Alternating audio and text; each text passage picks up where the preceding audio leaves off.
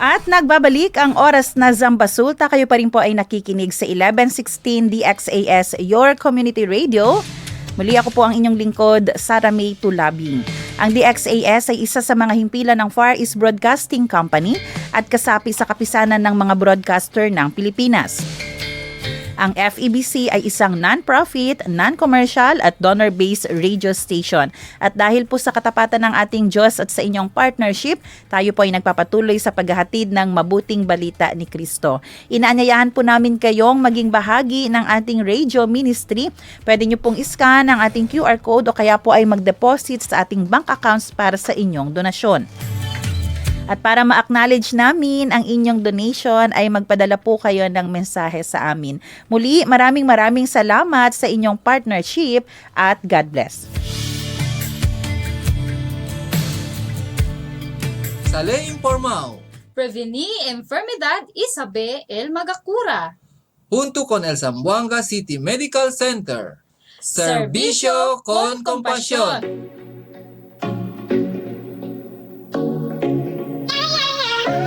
Ngayong araw ng Miyerkules, muli po nating makakasama ang Zamboanga City Medical Center para pag-usapan po ang tungkol sa ating kalusugan. At alam nyo po ba, kada April 19, ito po ay World Liver Day. Kaya naman po pag-uusapan natin ngayong araw na ito ang tungkol po sa ating liver. Love your liver, ika nga, and live longer. Pero paano nga ba natin ito gagawin? At ano yung mga dapat natin iwasan para po mapanatili nating malusog pa rin ang ating mga liver? Narito po makakasama natin via Zoom ang ating gastroenterologist, Dr. Rene Jan Febro. Doc, good morning. Welcome back po, Doc, sa ating program.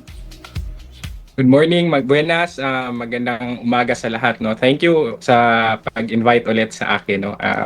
For this day, maganda yung topic, no? Very timely ulit na ukol sa kalusugan ng atay, no?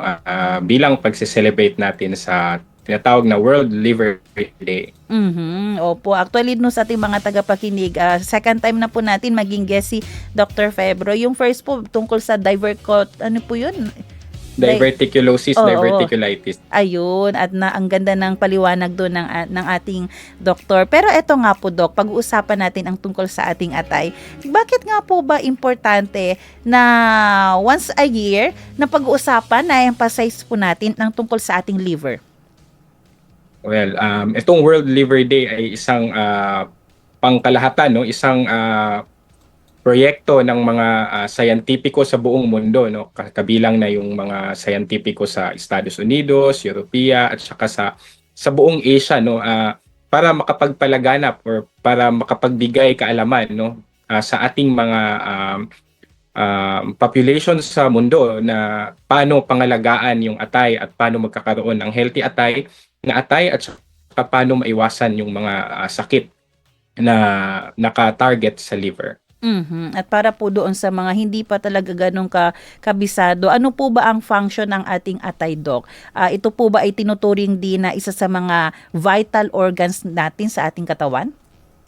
Yes po, tama. No? Ang atay ay tinatalaga bilang pinakamalaking internal organ, no, sa katawan. No? Ito ay nakapwesto dito sa may kanang bahagi ng taas na kanang bahagi ng tiyan, no, sa may likod ng bandang ribs sa kanang side, no. Very vital ito, no. Marami siyang tinatawag natin na function na if hindi siya maayos ang paggana ng liver ay maaring ikamatay or maaring magdulot ng mga simptomas na hindi maganda ang takbo ng pamumuhay or maraming mga simptomas na inududulot ito kasi bilang isang considered as vital organ, no, marami po itong functions ang liver. Kabilang na ang pinaka-importante syempre yung detoxify or pagsala ng dugo. If maalala nyo po, no, every time kakain, no, yung lahat ng toxin pumupunta sa lahat ng food contents including the toxins ay pumupunta sa tsaka even yung gamot, no, pumupunta sa bituka, no, at na-absorb iyon ng dugo. Una, before yun magsi-circulate sa buong katawan ay dadaan muna yon sa atay, no, which serves as the most vital function of the liver. Pangalawang pag-detoxify, pangalawang major function niya yung pagbubuo ng mga protina na kailangan sa pagbalanse ng homeostasis or pagbalanse ng ating katawan, no? Especially yung blood circulation at saka paggawa ng mga protina na kailangan sa blood clotting, no? So pag merong mga problema sa atay ay minsan nagkakaroon ng pagdudugo or hindi makontrola na pagdugo. So very important, no, detoxification at saka synthetic yung paggawa ng mga function niya na kailangan sa araw-araw na pamumuhay. At saka yung pangatlo na isang important din ay yung storage of energy, no. It is considered as the largest form of storage ng energy. So ibig sabihin sa mga oras na in between ng pagkain, no, nandito nanggagaling ang enerhiya na required na para makapag-function tayo sa pang-araw-araw nating gawain. Ibig sabihin, Dok, hindi lang pala yung iba po kasi talagang mindful paano nila alagaan ang kanilang kidney, no? Medyo naipag-iiwanan po ang ating atay, pero dapat ang laki po pala or sabihin natin malaki ang role, ang function, ang need natin para alagaan din po palang ating atay. Yes, totoo, no. Bago pa pumupunta sa ibang parte, no, even sa kidney, sa puso, yung dugo, ay dumadaan ito, no, from the ingestion or digestion, ay dumadaan muna sa atay para salain or linisin or tanggalin yung mga toxins at saka even bacteria na nakakalusot, no. So, very important talaga ang liver. Dito po ba, Doc, sa Pilipinas or siguro data po natin worldwide, ano po ba yung mga common liver diseases po na talagang nagkakaroon ng isang tao? Okay, so meron tayong hinahati natin ito, no. Meron tayong lifestyle diseases at saka meron tayong yung infectious diseases, no. Doon tayo mauna sa mga infectious, no. Sa Pilipinas mataas ang rate, no, ng tinatawag natin na hepatitis B or chronic hepatitis B. Ito yung tipo ng sakit na nakukuha, no, during delivery, no, yung proseso ng pag-anak. Nakukuha ito galing sa infected na mother na napapasa niya during the process of delivery sa kanyang baby. So since mataas pa rin ang rate ng home deliveries at saka yung mga hindi nagpapa-prenatal, ay syempre hindi natin nakukontrola talaga ang tinatawag namin na chronic hepatitis B. So lahat ito sila ay nagdudulot ng parang similar end form, no, yung parang tinatawag namin na end stage liver disease or cirrhosis. So una, yung viral hepatitis, hepatitis B, hepatitis C, no, ito yung mga common sa Pilipinas na pangmatagalan yung sakit, no, chronic yung manifestation niya. Pangalawa, yung lifestyle, no, tinatawag natin na lifestyle diseases, yung sinasabi namin na dati yung term is fatty liver, no. So ang bagong term ngayon is metabolic disease associated steatotic liver disease, or ipag na natin, no, kasi mas common yung term na fatty liver or pagkakaroon ng pagdeposito ng excess fat sa atay, no. It's nakakapagdulot din ng long-term damage sa atay. Pangatlo is yung alcohol, no. Syempre, very common, no. Marami pa rin sa ating mga kababayan ang medyo hindi pa nakokontrol or wala pang kaalaman, no, full sa effect ng alcohol, no, yung long-term at saka short-term effects ng alcohol sa liver, which nakakapag-damage talaga. So ibig sabihin po, parang may tatlo po tayo na top 3, opo, major po, no, chronic hepatitis B, hepatitis C, fatty liver. Pero gusto ko po siya isa-isahin, Doc. Dito sa infectious disease, paano po nagkaroon ng hepatitis si Mami tapos na ipasa sa kanyang sanggol? Okay. So ang pinaka-common namin tinatawag is yung vertical transmission, no. So yun din ang cycle, no. Nakuha niya din sa mother niya. Saka nakuha niya din, no. Pwede itong makuha sexually transmitted, pwedeng makuha yung injection or yung hindi maayos na pagproseso ng pag-abono ng dugo.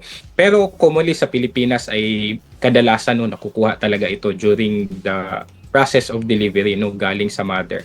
So nagiging parang continuous siya, no, yung mother hindi nagpa-check up, yung mother niya hindi din nagpa-check up, so napasa hanggang sa yung isang pasyente, yung index case, ay nagkaroon din ng hepatitis B.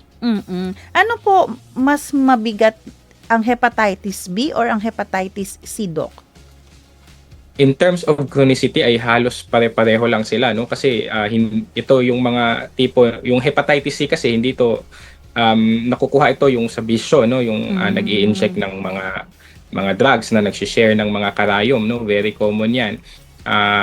Yung dati yung naabunuhan ng dugo nung hindi pa masyadong maganda ang process ng screening, no, ika nga, hindi pa na-detect ng maayos yung hepatitis C, ay nakukuha din to, no, pero kadalasan sa ngayon ito yung mga may bisyo, no, yung tattoo na nagshi-share ng mga karayom or yung nag-i-inject ng mga droga, no, so which could result to hepatitis C infection, no. Ang hepatitis B naman, no, nagsimula sa kabataan, karamihan ng kaso dito, no, yung childhood na infected, no, ito kasi yung mas madalas na nagiging chronic, no, yung sakit na hepatitis B. So in the long term, almost the same ang outcome, no, nagkakaroon ng liver cirrhosis or pagpeklat sa atay, or ang pinakamalas talaga ay nagkakaroon ng liver cancer. Oh, so ano po yung mga symptoms naman, Doc, nitong hepatitis? At this early stage, no, itong nakakatakot sa mga liver disease ay wala silang simptomas, no, at the early stage. No, nagkakaroon lang to ng simptomas na pertaining talaga sa atay, no, yung medyo malala na ang sakit. Ang pinakauna talagang simptomas na kadalasan na parang palagi lang nating binabaliwala is yung pagkakaroon ng fatigue or yung parang madaling mapagod, no? Mapansin mo na parang dati hindi naman siya ganito, ay ngayon parang mas inaantok, mas puyat, parang wala ng enerhiya, no? Yun talaga ang pinakaunang simptomas ng kadalasan ng liver disease, no? Other simptomas siguro ay yung paninilaw sa mata, no, which is kung merong ganun ay kadalasan, no, sakit talaga sa atay. Pangatlo siguro yung lumalaki ang tiyan, no, nagkakaroon ng excess na tubig, no. So yun ang mga kadalasan, no, pero that is parang decompensated or parang malalang aspeto na ng sakit ng atay, no. Kadalasan walang simptomas at an early stage. Then nagkakaroon ng fatigue or yung pagkawala ng enerhiya, no. Yun yung mga early symptoms. Doc, yung hepatitis po ba, Doc, no? Lifetime na po ba to na sakit? Or pwede pong mawala? Ang hepatitis B, kadalasan yung mga tipong nakukuha sa yung childhood, no, ay kadalasan lifetime at saka mahirap silang gamutin, no. Nagbibigay lang ng gamot to prevent complications such as cirrhosis at saka liver cancer. Ang hepatitis C naman, pag naagapan or at early stage pa, ay pwedeng gumaling, no. Medyo kamahalan nga lang ang gamot ng hepatitis C, pero pwede siyang gumaling, no, pwede siyang mawala sa iyong sistema. Ang hepatitis B mahirap talaga, no. Once na-infect ka at an early or at a young age, ay kadalasan ay nandoon na yan siya sa atay, no, nakaumbok na yan sa DNA ng tao.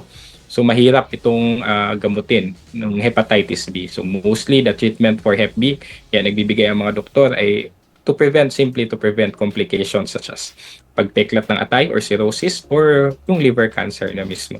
Last na po, Dok, tungkol sa hepatitis. Di ba sabi po natin yung hepatitis B ay na ipapasa po. Paano po yan? Hindi na po kung gusto niyang magkaroon ng anak, ng partner, paano po yun, Dok? Okay. No, napakagandang tanong, no. Well, very important talaga, no. Pwede nating with the help of the community and the government, no, pag maganda ang ating political will, ay pwede nating makontrola ito, no, sa pamamagitan ng very strong na strict na prenatal at saka antenatal services, no. Yung tipo na kasi pag nagpa-check yung mother tas nalaman na hepatitis B, tas chinek natin yung viral load, no, pwede kasi nating bilangin yung level ng hepatitis B sa dugo niya. Pag tipong mataas, ay pwede natin siyang bibigyan ng prophylactic treatment or magbibigay tayo ng gamot, no. Same lang with the treatment ng hepatitis B na tabletas para maiwasan itong mas mababa ang tsansa na mapasa ito sa bata, no. Once pinanganak na ang bata, yung baby ay doon din, no, binibigyan ng hindi lang hepatitis B vaccine, kundi yung tinatawag natin na passive immunization. Ito yung kung mayroong mang virus sa dugo na nakuha, no, from the placenta, no, kung pinasa sa bata, ay i-neutralize ito ng tinatawag natin na passive immunization or yung immunoglobulin na specific for the hepatitis B. So kayang i-prevent ito, no. So magkaroon lang talaga ng magandang prenatal at saka yung services sa hospital if gusto nila, no. Mas maganda na mga anak talaga sa mga tertiary or bigger mga hospitals, no. kasi mas equipped sila, no, in case lang na detect na yung mother ay may hepatitis B, ay binibigyan agad ng bakuna at saka yung passive or yung immunoglobulin para ma-neutralize agad, no, at saka hindi na makuha, no, ng bata yung hepatitis B. So when he grows up, magne-negative na siya. Ayun. So may hope pa rin po ha sa mga Yes, nanay kaya naman. natin. Yes, huwag po mawala ng pag-asa. Huwag magpapadaig sa mga discrimination, sa mga stigma kasi hindi Tama, naman yun tama. sila makakatulong sa inyo. Doc, dito po tayo sa fatty liver. Ano po yung mga signs naman po, Doc, nito? Well, in general kasi yung mga sakit ng atay ay pare-pareho lang, no. Yung simptomas na nagkakaroon ka na ng advanced fatty liver ay ganun din, no. Pagkakaroon ng kawalan ng enerhiya. Basically the same, no. Kung meron kasing spectrum of liver disease regardless of etiology, no. Regardless kung ano mang dahilan ng sakit ng atay ay pare-pareho yung simptomas nila, no. Pagkawalan ng enerhiya, paninilaw, no. So ito lang is yung tinatawag natin na fatty liver, yung binago na nga nila yung pangalan, no, kasi metabolic dysfunction associated. So ibig sabihin pag metabolic dysfunction associated ay kadalasan ay parte ito ng tinatawag namin na metabolic syndrome or pagkakaroon ng excess weight, no, or excess na timbang, no, pagiging overweight or obese, hypertensive, diabetic, at saka yung abnormal na cholesterol sa dugo. No, ito yung commonly associated sa fatty liver disease. So kung meron kang mga ganong kondisyon na, ay high risk ka rin na magkaroon ng fatty liver. So early screening, early check-ups for specific for the liver disease pag meron kang mga ganong kondisyon, no? Overweight, obese, hypertensive, diabetic, and mataas or abnormal na cholesterol sa dugo. Dito po ba sa ZCMC, Doc, ito yung top 3 din natin Yes. na mga diseases po sa liver? Yes, hepatitis B, pinag-isa ko na yung hepatitis, no, hepatitis B and C, no. Mas common talaga sa Pilipinas ang hepatitis B compared sa Hep C, no. Hindi kagaya sa ibang bansa na mataas ang injection drug rate, no. Drug injection rates, no. Sa atin hindi naman ganun kataasan. So hindi mas ma-common ang hepatitis B kasi nga yung sa being a third world country, no, madami pa rin ang nanganganak sa bahay na hindi naman na-check ang status ng hepatitis sa mga magulang, no. And pangalawa, yung fatty liver, tsaka yung pangatlo is yung alcoholic liver disease, no, yung pagkaroon ng abnormal na atay, no, or function ng atay bunga ng malakas na pag-inom. Kanina din po, Doc, may mga nabanggit na rin po kayong mga ways, no, paano ma-prevent, ma-neutralize, Yes. yung mga na-mention yung passive, ting. Pero may ibang way pa po ba, Doc, paano natin maalagaan ang ating atay? Well, as part of the World Liver Day, no, parang may 4 na ano ba ito, nung parang standard na recommendations, no, yung mga scientifico, no. Very basic, no. I think alam to ng ng hindi lang na binabaliwala lang natin, no. Una is pagkakaroon ng balanced diet, no, yung high in fruits and vegetables, saka cut off ng excess sugar, no, especially sa mga drinks na sobrang tamis, no, at saka yung cut off ng mga saturated fats, no, yung masamang fat sa pagkain, no. Yun yung tinatawag namin na balanced diet, no. Pangalawa is exercise, regular exercise, at saka weight reduction, no. Ito yung pangalawa. Regular exercise, inaano namin as mga 150 hours of moderate to heavy exercise a week, no. Parang pwede na 30 minutes a day na moderate to heavy. Hindi pwedeng yung relax lang, no. Mas maganda pa rin yung moderate to heavy exercises. At saka pagkabawas ng timbang, no, if there's an excess, 10% weight reduction results to very big impact, no, sa improvement ng fatty liver ng katawan. So yun yung pangalawa. Pangatlo is syempre kung sa mga alcoholic mga pasyente natin or mga kaibigan natin na malakas uminom, we have to cut down or even avoid, no, or stop drinking alcohol. Ito yung pangatlong pillar ng liver disease prevention. Pang-apat is syempre, no, regular checkups. Sabi ko nga, kadalasan ng may mga sakit sa atay ay walang simptomas at an early stage. At nadidetect lamang ito, nagkakaroon na ng mga abnormalities sa function ng katawan pag malala na. So pwede naman nating severe liver disease or even liver diseases are highly preventable. Pwede siyang maiwasan, no. pag nagkaroon lang tayo ng check-up, no. For example, no, bigyan natin no ng example, no, may isang pasyente na hindi niya alam na may hepatitis B siya. No, hindi siya nagpa-check up. So, by the time na he will become 50s, 45, ganong edad, ay nagkakaroon na ito ng reversibility. No, hindi na pwedeng ma-reverse yung pagpeklat ng atay. So, at an early stage kasi, pag hindi mo na pinaabot doon sa malalang sakit, ay pwede naman siyang maiwasan. No? Pwede namang maiwasan yung malalang sakit through both lifestyle at saka kung merong i-prescribe na gamot specific for the disease, yung doktor. Ayan. So, yun yung 4 na paraan na pwede po nating gawin upang mapanatili natin na maayos po ang ating atay. Doc, meron tama po ba ito, Doc, or misconception po ito? Kailangan ng liver detox or juice cleanse para malinis daw ang atay? So, sa pagkakaalam namin no, bilang doctors at saka yung mga data from the scientists ay wala masyadong information na naidudulot itong liver detoxification. No? Wala siya masyadong study. No? Hindi siya backed up ng science no? Kung liver detoxification ang pinag-uusapan. May mga certain disease, certain treatments kasi depending sa dahilan nga ng sakit. No? Kung fatty liver, bawas lang ng timbang. No? Hepatitis B and C, may kaukulang gamot. Alcoholic liver disease, titigil sa pag-inom ng alcohol.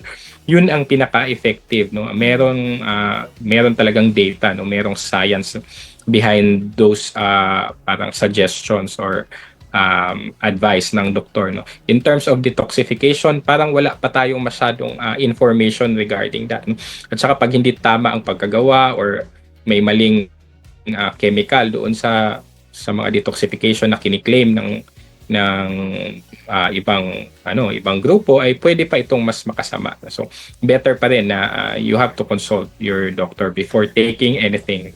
Kasi may mga gamot din, no?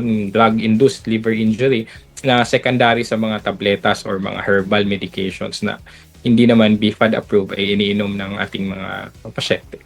Actually, parang yan po yung isa sa mga challenges natin, Dok, no? Lalo na kapag media ang nag-promote. Di ba may mga ganyan po na sa radyo, sa TV, sa Facebook. Bibili po.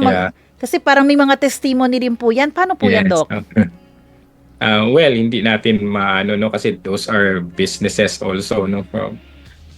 Pero as an advocate of health, liver health, no, mas maganda no na magpakonsulta talaga bago tayo uminom ng mga ganun no? Kasi testimonials and hindi siya acceptable by science no, alam naman natin yan. In fact, even the testimonials or the perceived drugs na or mga herbal supplements ay nagsasabi na no approved therapeutic claims no after their advertisement. So ibig sabihin walang sensya or hindi backed by studies itong mga gamot nila no, puro parang sinabi nito ni ganito ganyan. So mahirap no, minsan nakakapagdulot no, we have had cases na nasira ang atay or nasira ang kidneys because of parang maling pag-inom ng mga tinatawag namin na supplemental medicines. Actually, may mga narinig din tayo dito. Speaking of testimony, nakakarinig tayo ng testimony na nakakapagaling daw, nakapaglinis ng atay. Later on po, naririnig na po natin yung testimony. Yun na pala ang naging cause. Bakit po lalo po lumala yung kanilang sakit sa atay. Kaya mag-ingat po tayo, no? Maniwala po tayo sa ating mga eksperto. Doc, last po sa misconception, nakakahawa daw ang lahat ng sakit sa atay. Kanina pwedeng mamana. Ito po ba mga fatty liver? Ito pong mga hepatitis C. Ayan po. Pwede po bang mahawa like sa pagkain, kutsara, ganyan po ba yan? Okay. So ang hepatitis ay unahin natin doon sa fatty liver no, since this is a lifestyle disease. Definitely it's not contagious or not communicable. Same with alcohol no, parang lifestyle lang talaga sila no. Meron lang talaga tayong hindi ginagawa na healthy lifestyle no. So doon nagkakaroon ng fatty liver at saka alcoholic liver disease. In terms of hepatitis B and C, hindi naman siya nahahawa sa pag-share ng kutsara or pwede siyang mahawa no, merong aspeto ng kahawa na it being partly sexually transmitted disease no. So pwedeng sa kipagtalik sa partner no, pwedeng pwede itong mapasa, no, yung hepatitis B and C, especially among patients na may mahina ang immune system, no, yung mga infected with HIV, ay mas madali itong mapasa itong mga virus na ito. So, and yun sinabi ko, no, vertical transmission from the mother, no.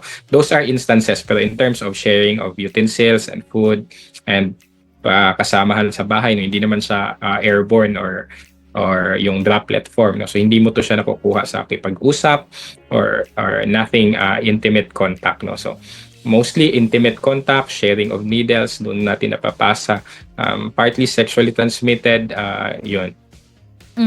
Ayan. So, mas malinaw po yun. Dok, yung iba naman po, Dok, kasi actually, kaya hindi nagpapacheck up, takot po sa procedure. Pwede nyo po ba kami dalhin doon po sa procedure ng check up, Dok? Ano po yung mga i-expect natin na gagawin sa kanila to test kung positive ba or hindi? Okay, sige. So, unang-una, no, dapat pupunta kayo sa clinic at saka mag-usap tayo na maayos, no? Part ng isang maganda at saka komprehensibong check-up ay yung medical history and physical exam, no? Kabilang na doon ang pagtatanong ng pagkakaroon ng mga simptomas, kagaya ng paninilaw, ng fatigue, pagkakaroon ng mga kamag-anak or first degree relatives na may mga sakit sa atay. No, those are the usual questions. Then syempre, ina-examine namin yung atay kung meron bang mga simptomas na pagkakaroon ng malalang sakit, no. Then secondly, no, we will request for diagnostic test, no, yung kuha lang ng dugo, syempre part na yon, no, yung basic na metabolic profile, no, kagaya ng mga lipid profile, fasting sugar, sabi ko nga kasi the fatty liver is somewhat related to them. So then yung mga function test, no, tinasabi namin na liver test, syempre yung blood clotting, yung bilirubin, at saka yung mga protina, at saka yung mga enzymes na related sa atay, no, nagkakaroon ito ng senyales na kasi na may malala or may active na disease pag may abnormalities doon sa mga blood related test. And syempre another important test na madalas nire-request ng yung mga doktor, no, related to the liver is the ultrasound ng tiyan. Nakikita natin yung function yung structure ng liver, kung madami bang fats, kung irregular na ba siya, no, kung cirrhotic na ba siya, no, based doon sa simple test such as an ultrasound. At lahat po ng mga test na ito, Doc, available po ba sa ZCMC? Yes, very available sa ZCMC, no. May kumpleto tayo, no. Even yung mga test ng hepatitis B, no, meron kasing panel yan, no, yung hepatitis B, hindi lang isang test ng dugo yan, no. So pagkuha ng dugo, pag may suspetsya na may sakit sa atay, ay kinukumpleto namin, no. Very complete yan sa Zamboanga City Medical Center.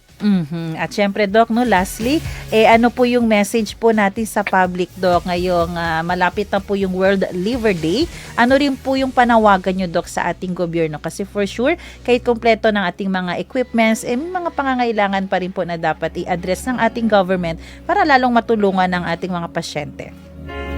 Okay, sige. As part ng celebration ng World Liver Day, so inanyayahan ko yung timba kababayan, no, bilang individuals to be proactive, no, makiisa tayo sa laban sa sakit sa mga atay, no, at saka makiisa tayo sa pagkakaroon ng healthy community, no, in terms of liver health. So yun ang mahalaga, no. Sa mga nakakarinig nito ay mas maganda na i-share natin ang ating mga natutunan, no, kung regardless of how big or small na ano ang mga informasyon na nakuha natin during this talk, ay pwede nating i-share sa ating mga kamag-anak or mga kaibigan, kapamilya, para makatulong sa kanila, no. Syempre mas early nga na ma-detect itong mga sakit sa atay, mas maiwasan natin yung mas malalang sakit na nakakapagdulot ng malaking gastos, no, in the end. Sa in terms of our government, no, so ang kailangan lang siguro ay mas aktibong pagpapasunod ng magandang prenatal at saka yung sa delivery, no, mas maganda pa rin ang hospital-based deliveries compared sa mga home deliveries, no, para ma-check talaga ng maayos ang mother at saka kung meron man ay mabigyan ng kaukulang gamot para hindi niya maipasa itong hepatitis B sa kanyang anak. So yun lang, yun ang pagpapatupad ng there are mga mga batas na diyan, no, mas na strongly implemented, no, even at the barangay level, yung yung strong prenatal at saka hospital-based or health center-based delivery. So doon natin parang ipo-focus yung will ng government. No? In terms of treatment kasi mukhang hindi natin maiaasa sa kanila yung gamutan for the chronic hepatitis. As simple as prevention na bababa ang rate ng sakit sa atay. Doon lang po ang hinihiling natin sa ating government. Ayan po. Kaya po sa lahat po ng ating mga kawani dyan sa gobyerno, kaysa kung ano-ano po ang ating inaatupag, ang dami po nating mga problema sa DOH lang po na side, tambak-tambak na po ang kailangan natin i-address na issue. So hopefully po, alam natin paano mag-prioritize at alam po natin paano unahin ang ating publiko. At syempre po doon sa mga nakakaranas po ng symptoms, wag po kayong matakot, masakatakot po pag hindi kayo magpa-check up. Pagkatiwalaan po natin ang ating mga doktor, no? May mga PhilHealth po tayo, ayan, ay makakatulong po yan para sa ating pagpapa-check up. And prevention po, lagi na po inuulit-ulit dito sa ating programa, yung paninigarilyo, pag-inom ng alak, yung droga, wala po talagang pwedeng maidulot na tama yan. Ang ending mo pa yan, magkaka-cancer pa po kayo. So, iwasan po natin yan. Kung may mga problema, takbuhan po natin ang mga tamang tao, no? Wag yung mga vices na hindi naman nakakatulong sa atin physically. Muli, Doc, maraming salamat po sa inyong oras, panahon, paglilinaw sa information na binahagi nyo po dito sa DXAS. Muli po from ZCMC, ang ating gastroenterologist, Dr. Rene Jan Febro. Doc, thank you. God bless you po. God bless. So maraming salamat sa lahat ng nakinig. Ayan. Thank you. Oras po natin, 8:26 ng umaga. At bago po tayo magtapos, announcement po mula po sa Zamselco. Kailangan po natin ng mahabang pasensya. Sa April 17, Friday, meron pong 5 hours power interruption, 8 a.m. to 1 p.m. pamukutan 3-phase recloser, no? Dahil po sa gagawin na replacement ng mga poste at pagkandak ng right of way. Ayan, ito pasensya po ang kailangan natin. Ano? So, oras natin 8:27. Maraming salamat sa ating mga tagapakinig, radyo at Facebook. Maraming salamat sa ating technician, Kuya Romel Paulino. Susunod na po ang programang Serbisyong OFW, Family Matters at Radyo Sinkauman. Magkarinigan po tayo muli bukas dito alas 7 ng umaga. Ako po si Sara May Tulabing, nagpapaalalang posible ang pagbangon at pagbabago. Tayo po ay maging bahagi ng solusyon ngayon. Sama-sama tayong umaksyon dahil oras na Zambasuta.